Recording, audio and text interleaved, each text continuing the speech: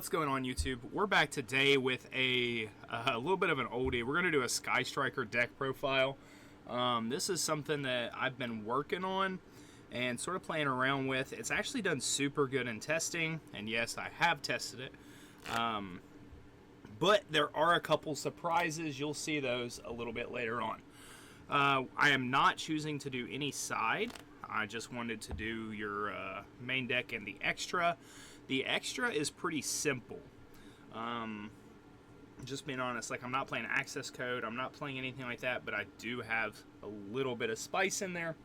We're going to go ahead and get started with the main deck and what we're choosing to do with it. So for the main, we are choosing to play those 3 Ray.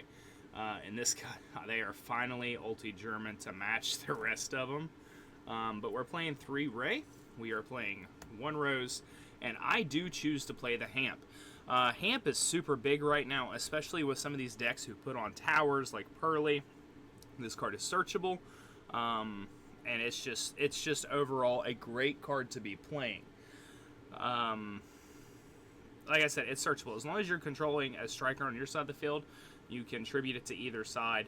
For me, I generally tribute it like a kaiju, just so I can get it over there, and I can usually Widow Anchor it back or do something with that. But that is the only striker monsters, or the only relevant monsters we're playing, other than maybe some hand traps. So next, we've got the best card in the deck, hands down. We are playing 3 Engage. Engage back to 3 is huge, especially if you can afford to play Thrust, or if you are playing Thrust. Playing Thrust with this card is just like, it's just too free. But we're playing 3 Widow Anchor. Widow Anchor is just crazy. 3 of them makes it even better. Yeah, I mean, I get to say no. It's a spell. And I get to take your monster if I've got 3 in the grave. So having 3 of those and 3 Engage is just huge. Oh, by the way, I know there's not, a whole lot of watching here, but if anybody has a 3rd German Engage they want to swap, hit me up. I'd happily do that. Up next, we've got 3 Linkage. You play 3. I don't care if I get locked into Sky Strikers from the extra. That's no big deal. It's a free body, so like, you have your Engage, you chain Linkage, send the Engage. It's just free. Just free. I think we're at 20. I think it's 25 striker packaged, so to speak. Now we're to the 2 ofs. I do play 2 multi-roll. Some people are on 1 of this. I think this card is too good to play at 1. If you are only playing 1 and it's working for you, that's great. I just like having 2. I don't even care if I see multiple, because I can activate 1, set 1, and then multi-roll target the other, send it, and now you can't respond to spells, and I get a spell engrave. It's very good. The next 2 of is I am playing 2 Shark Cannon. This is one that you could cut to 1, and I'm going to go over a couple of these things. Anything that I don't think you need to play 2 of, I'll let you know. But 2 Shark Cannon is still pretty big, especially like if you've watched my videos recently, you know that we're still in pretty much a tier 0 fire format. Being in that tier 0 fire format, like, I need to be able to get those Flamberge targets out of grave. So Flamberge, target the IP to resummon, just Shark Cannon, that IP is pretty big. If it can't resummon 1, you can't resummon both. So next, I'm playing 2 of the Pop. I am playing 2 of the Afterburners. Afterburners is also very big, especially like if you're playing the Linkage at 3, you activate Burners. If they react, or even if they don't react, you send it with the Linkage, and now you have essentially an Afterburners that is a pop plus a special. Now to some 1-ofs. I'm playing the Eagle Boosters. So you see all 3 1-ofs here. I'm playing 1 Eagle, 1 Area 0, and 1 Hornet Drones. The Eagle Booster's actually huge right now. Being able to say, no, you can't, like, it's just not going to work. So if you control no monsters in your zone, target 1 face-up card on the field. That target is unaffected by card effects this turn, except its own. If you have 3 or more, it cannot be destroyed by battle. So, honestly, late game, you go Eagle Booster on a Kaina, and that just makes it huge. It's unaffected, they can't imperm it. Now, every time you activate a spell, you're gaining 100 life points, and in time they can't destroy it. It's big. Those are my 3 1-ups. I am choosing to play the 1 reinforcement of the army. I think having pretty much the 7th Ray is just too good. I get to search Ray, I get to search Rose, and pretty much play. That's it for the Striker, what I'm going to call the Striker engine. Now I'm going to do the hand traps. I am going to play 3 Ash.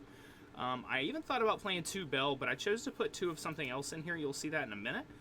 But I am going to play the 3 Ash. Ash is just too good. It just kills the rogue decks. Killing the rogue deck. It also branded fusion, stuff like that. I am playing 3 Imperm. Imperm's still probably the best hand trap. Just being honest with you, you don't have to worry about thrust. You don't have to worry about talents. It's just, it says no without giving a yes later on to your opponent. I am playing 2 Droplet. Droplet is huge. Like I was saying earlier, you're going to like activate a card and then send it. So let's say you activate Afterburners and then they want to negate it. You just send it with Droplet and negate whatever they're trying to negate it with. Droplet's huge this format, especially against Branded when they put, I think it's the Albion. Whichever one, the Sanctifier Dragon, whichever one that gives you the puppet, because in draw phase they activate that and you're just like, yeah, we're going to Droplet that and say no. It can't be targeted, so the Droplet does what it needs to do. Honestly, if I wasn't at a clean 40 in main deck, I would be playing the 3rd Droplet. And you could make some changes. You could drop the Shark Cannon to 1 and play that 3rd Droplet. Thrust, I'm at 2. You could choose to play this at 3 again if you want to play that. If you want to get rid of that 2nd Shark Cannon and play 2 or 3 Thrust, you can choose to do that. This card is essentially a 4th and 5th engage. The card is just, it's amazing. The only issue and the reason I don't play it at 3 is your opponent has to activate that monster effect at some point during the turn. Not every deck does that, and especially once like game 2 and 3 happen, they know you're on Striker, they do it less. However, this card at 2 is just great. 2 talents. So talent is really nice. Again, you can cut this to 1 and either play the 3rd Thrust or play the 3rd Droplet. But I really like 2. I like seeing it. I almost never see it in multiples, but when I do see it in multiples, I can just set 1 and still use like multi-roll or a Droplet target or whatever I really need. But I like playing 2 talent. About 4 cards left here in the main. This is the card that I chose to play at 2 instead of more hand traps, mostly because I didn't have those hand traps to play it. I am going to play 2 Raigeki in the main. Raigeki is not a once per turn unlike Lightning Storm. I know this deck sort of loses to back row depending on what it is. With most of the back row getting banned or limited, I'm not as worried about it. So I'm siding the Lightning Storm. Again, I'm not going over the side. You all can pretty much side whatever you like. I'm siding the 2 Lightning Storm, and I'm going to main the 2 Raigeki. If this was anything else, this would be Ghost Bell. Ghost Bell is really big, but I think I play enough, and I don't really want to play into talents or thrust. So the 2 Raigeki is huge. Again, just like the Afterburners, you activate the Raigeki, they try to negate it, you hit it with Droplet, or you do the linkage. I've even done normal spell, linkage, Droplet, all in the same chain. 2 more cards. I am playing the 1 Duster in main. We play 1 Duster, we play 2 Thrusts. We're okay. If we open it, great. And even if we go first, or if they make us go first, because I do blind second, if they make us go first, again, we can set it and it's never dead. The last card is a little bit of the spice that I've been telling you all about. I am playing 1 Foolish Burial. Foolish Burial is huge, especially only playing the 3 Ray and 1 Rose. With linkage, you want both engraved so you can get that extra 1,000 attack points. That can be really big, and because that doesn't go away. So let's say you go Shizuku with the linkage. Now it's a constant 2,500, plus your opponent's monsters are losing attack and defense. So Foolish Burial, it gets you a spell engrave, as well as, let's say you open Hornet Drones. So now you have Foolish and Hornet Drones engrave, and the Foolish gets you the Ray. Having the Ray engrave is very, very big this format, because when your monsters leaves due to your opponent's card effect, Ray is going to hit the field, and then quick effect, you can do what you want. Or dumping the Rose without having to use your Hayate dump for the linkage is pretty huge. That's it for the main. It is at an even 40. It's played really well. It's practiced really well. Like I said, I've given you the couple of changes I would be okay making, but everybody's gonna play the deck a little bit differently. Now for the extra. They don't match sleeves. I haven't been to a major event with them, so it's not a big deal. You're gonna play 3 of the best in the extra. You are gonna play 3 red, 3 Kagari. Kagari's gonna be the 6th, 7th, and 8th copy of your Engage. Other than that, we're going to be playing the 3 Shizuku, the 3 blue. Shizuku on end phase is going to search whatever you need for your follow-up. It's going to search your Engage. It's going to search just about anything that you want. You can also do the end phase play where you're adding the Widow Anchor, targeting the Shizuku with the Widow Anchor, and then resetting it with your multi-roll. I'm playing 2 Hayate.